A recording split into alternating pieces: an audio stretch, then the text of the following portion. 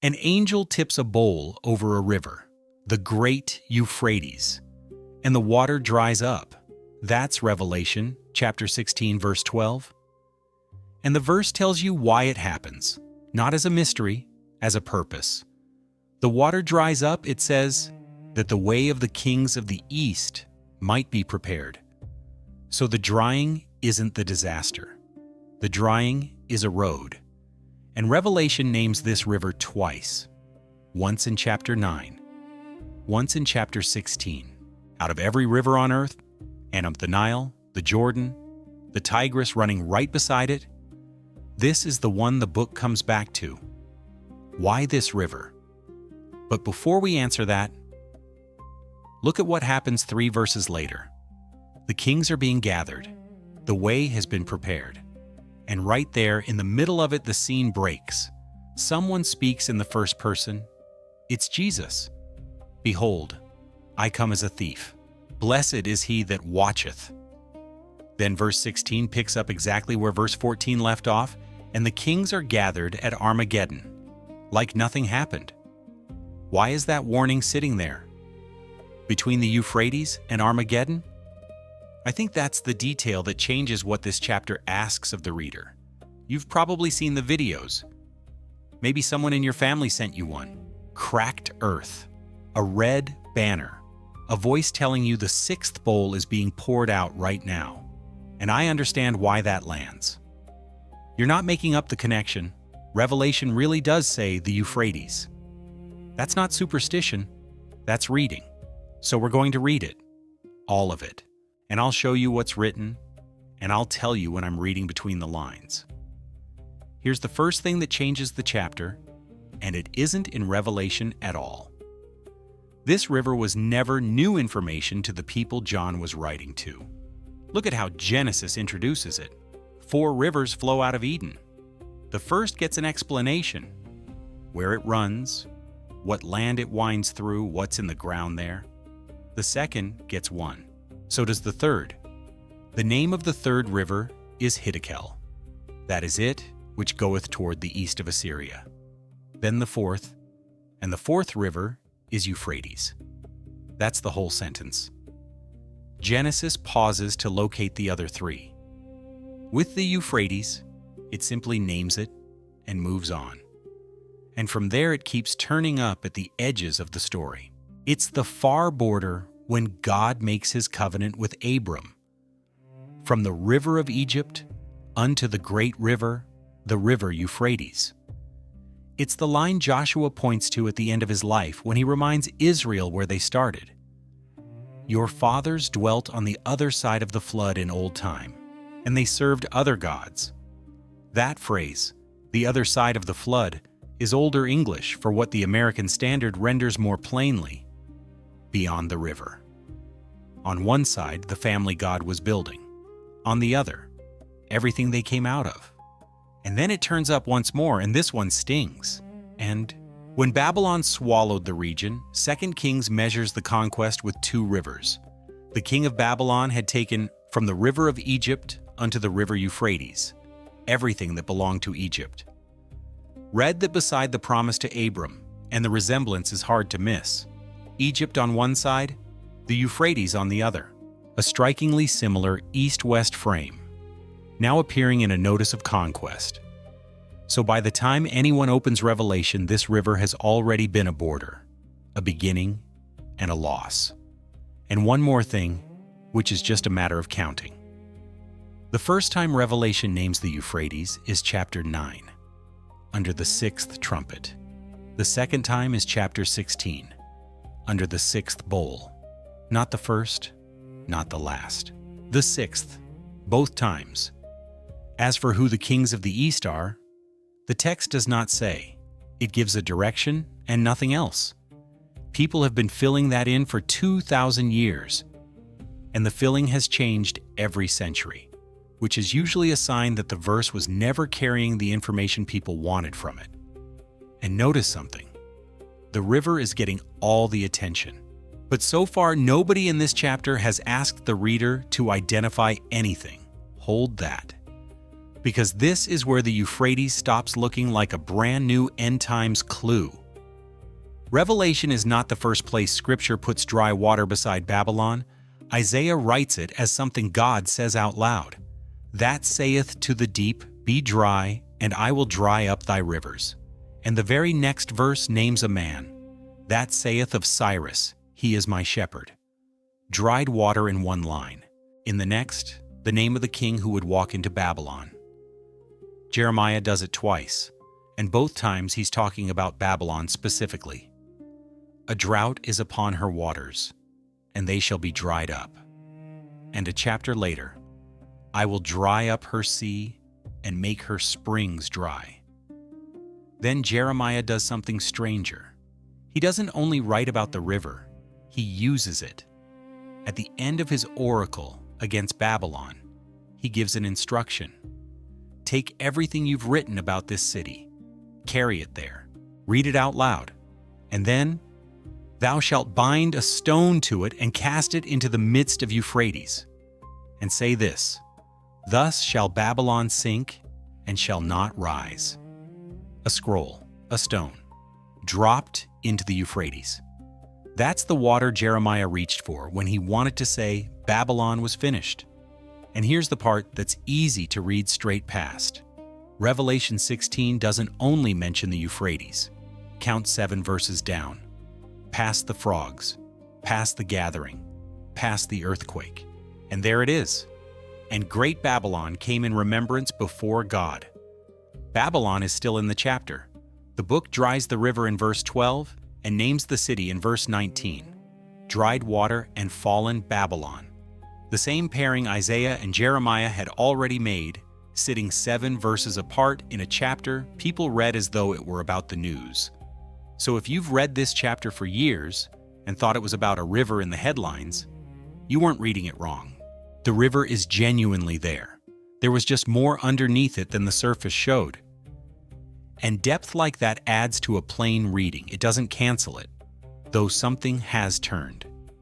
In Isaiah and Jeremiah, the waters dry and a city falls. The drying is judgment landing on Babylon. In Revelation 16, the water dries and kings are gathered, moving toward a place called Armageddon. Same image, different direction. Revelation never comments on its own arrangement, but both texts are on the page, and anyone can lay them side by side and see which way the traffic is moving.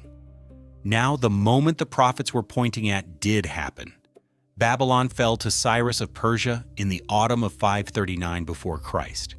And there's a famous version of how Herodotus, writing about a century later, says Cyrus turned the Euphrates aside upstream, dropped the water inside the city until it came only to the thigh, and marched his men in along the riverbed while Babylon was in the middle of a festival.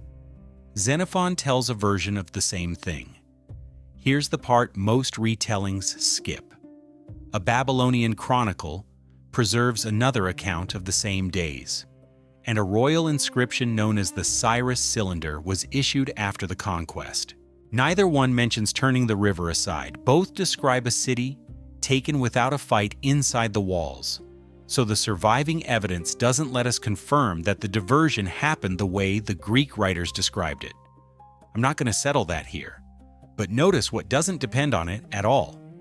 Isaiah wrote, "Be dry, and I will dry up thy rivers," and then named Cyrus. Jeremiah told a man to drop a stone into the Euphrates. Whatever Cyrus's engineers did or didn't do, the pairing was in the prophets before he ever arrived. That's not archaeology. That's what's on the page.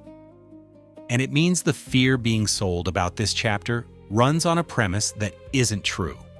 The premise is that we're watching something unprecedented, but Revelation is speaking a language its first readers already knew. That doesn't make the chapter smaller. It makes it legible, which brings us to the river as it stands today. I want to be careful here because this is the one place I could easily tell you something that sounds like a fulfillment, and I'm not going to. The Euphrates is under enormous pressure. It's dammed heavily upstream, and the countries downstream have been in a water crisis for years. You may have heard a year attached to that. a warning that the rivers could be gone by a certain date. That warning has been attributed to Iraq's Ministry of Water Resources. But look at what kind of sentence that is. It's a projection, and it's conditional, and the condition is human. Dams, irrigation, rainfall, treaties between neighbors. A projection like that can arrive early, or a decision in a capital city upstream can push it back a generation. And here are two facts that sit oddly next to each other. In January of 1990, Turkey diverted the Euphrates at the Ataturk Dam for 30 days to fill a reservoir, sharply reducing the water reaching Syria and Iraq. And in May of 2026, the same river flooded, heavy rainfall upstream, dam releases downstream, thousands of people displaced in Syria. The same river, held back and then overflowing inside a single lifetime. So the water level moves. It has moved because of rainfall, and it has moved because of decisions made in offices. What it has never done is keep time. And through all of it, the river rising, the river falling, the headlines either way, Jesus still hasn't asked the reader to identify the river. That's the part of this work that takes the longest. And it's the part nobody sees. Checking whether a striking sentence survives before it goes into a script. If that's the kind of reading you want more of, subscribing is what keeps it being made. Now, why this river? Go back to verse 15. This time the whole thing. Behold, I come as a thief. Blessed is he that watcheth, and keepeth his garments, lest he walk naked, and they see his shame. Look at where that is standing. Verse 14, spirits going out to gather the kings of the whole world. Verse 16, they are gathered at Armageddon.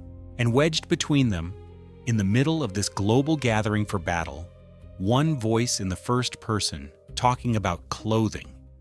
The vision suddenly turns outward, from the kings inside the scene to the person hearing the warning. You saw the river.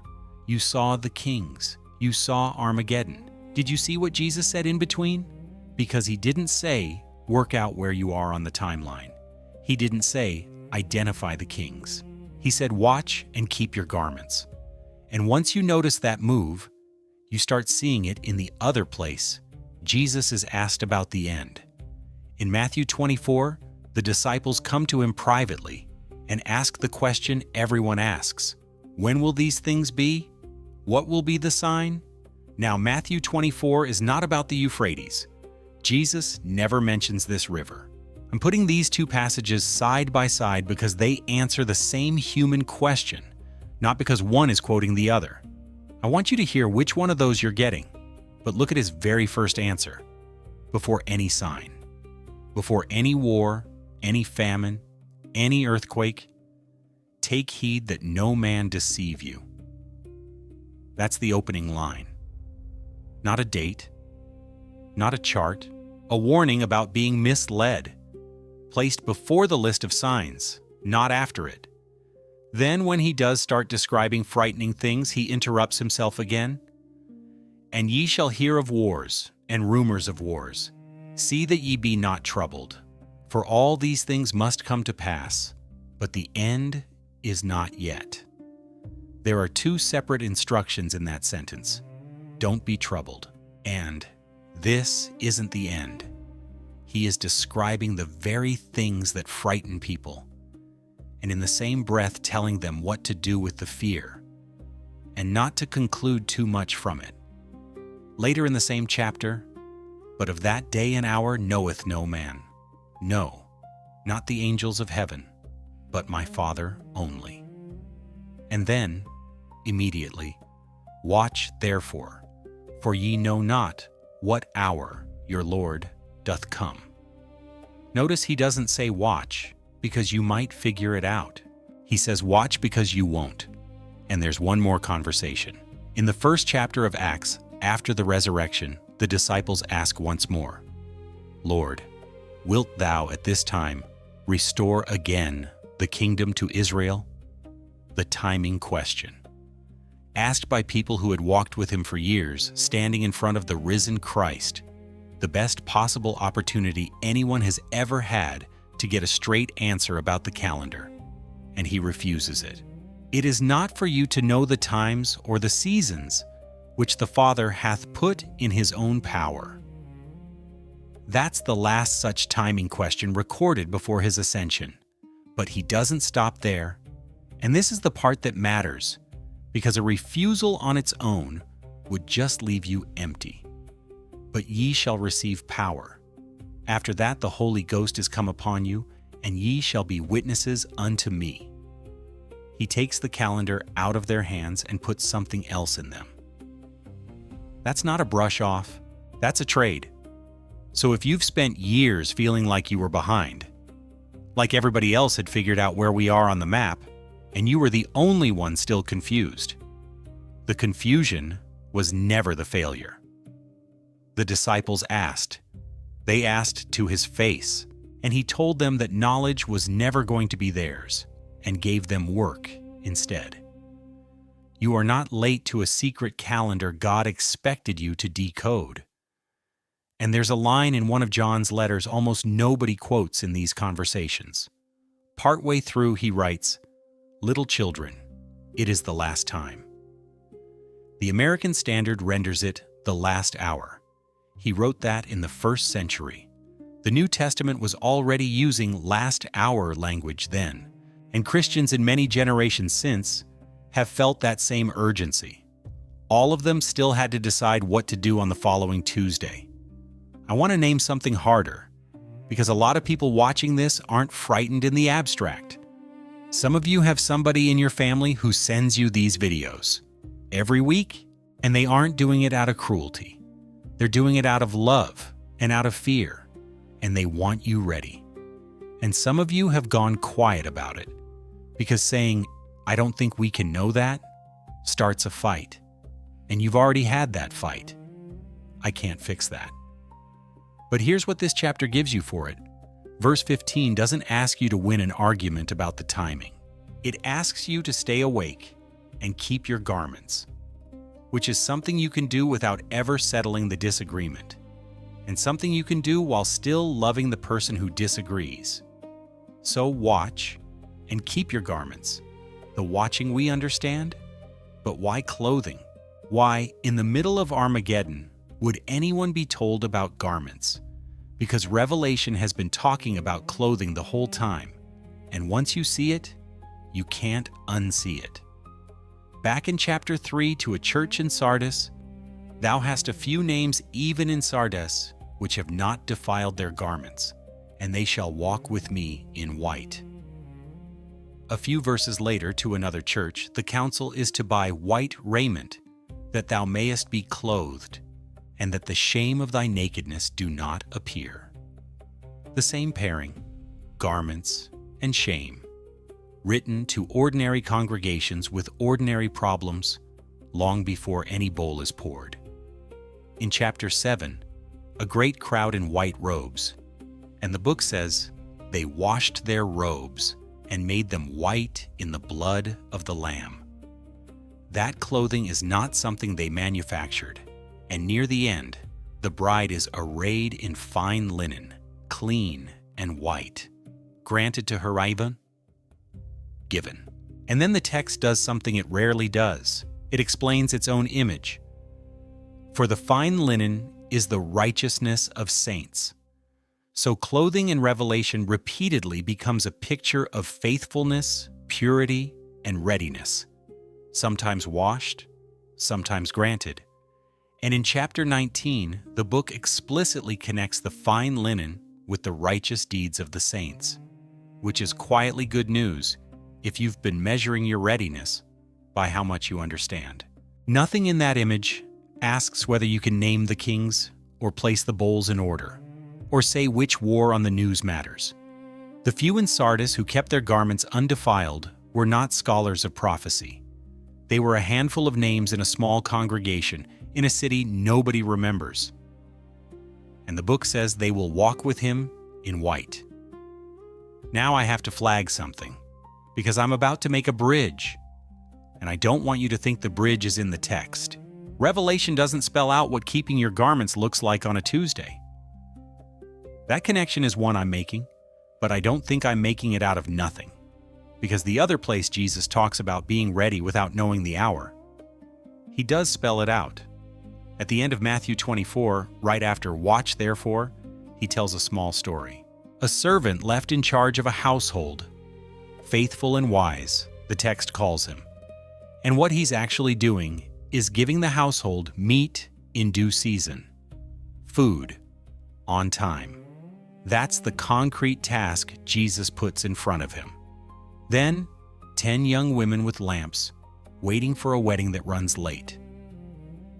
And the difference between them is not that some knew the hour. Nobody knew the hour. All 10 fell asleep. The difference is that some had brought oil. And then, at the very end of the discourse, the picture gets so ordinary, it's almost startling. "For I was an hungered, and ye gave me meat. I was thirsty, and ye gave me drink. I was a stranger, and ye took me in, naked, and ye clothed me. I was sick, and ye visited me." Feeding, welcoming, clothing, visiting. Not one of those actions is a prediction. Not one date. Not one map. The discourse that opens with the end of the world closes with a meal, a door, a coat, and a visit, which is why I think verse 15 is standing where it's standing. Because the chapter knows exactly what a person does with a passage like this. They stand outside it and scan the horizon. Rivers, headlines, dates, trying to work out where on the map they are. And a voice reaches out of the middle of the vision and moves them back inside their own life. The kings are gathering. The river has dried. And the one warning that suddenly breaks into that scene has nothing to do with identifying the kings or calculating the timing. Stay awake. Keep your garments. 3 words from this study tend to stay with people: Cyrus, Babylon, or garments. Leave the one that stayed with you in the comments. I read them, and whichever comes up most is the one we take further. So, why this river? Revelation never gives us a sentence explaining why this river was chosen. What we can see is what the Euphrates already carried before John named it. It was the edge of the old world, the border of a promise, the water Babylon sat beside, and the water Jeremiah reached for when he wanted to say that Babylon would sink. So when the Euphrates appears in Revelation, it arrives carrying a long biblical history, and the chapter that dries it up stops in the middle of its own war to say one thing to the person holding the book: "Take heed that no man deceive you. See that ye be not troubled. Watch therefore, for ye know not what hour your Lord doth come." Being ready was never presented as knowing the date. It was staying awake and keeping your garments. Subscribe if you want more of this.